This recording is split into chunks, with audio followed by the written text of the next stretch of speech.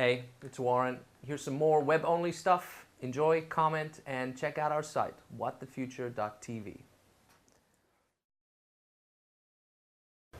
You know, I've read a couple of your books, and that's where I guess you started off and developed that idea outside of the destruction of the Western world, what we were talking about a minute ago, is the idea that, you know, all these people, the Industrial Revolution happening in the developing world, all these Oliver Twists coming to the city, you know, you were always taught to think of them either as poor, trod upon individuals, or, you know, that they lack, that we need to give them things, that they have little, and we must.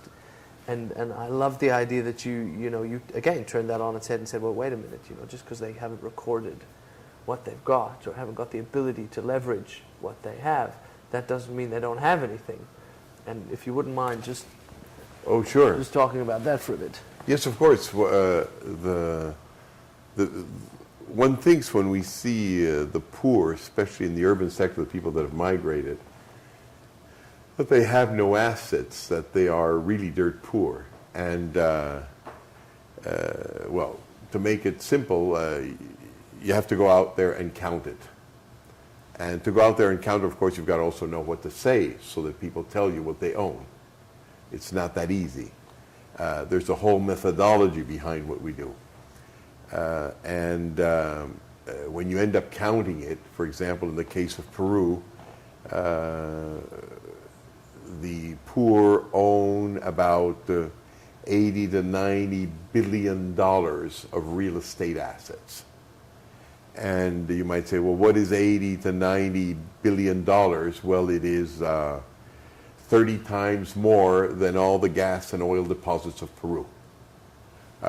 In Egypt, we found out that the poor owned about 258 or 260 billion dollars of real estate. And you can say, well, what is it?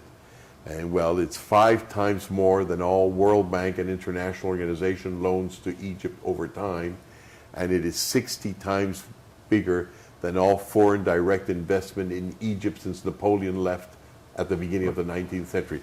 So at the end, the general idea is not to come out and say, don't give them anything, because that's not what we're talking about. We're just saying, whatever you give them will always be less than what they've already got. So when you think of your aid programs, it's fine.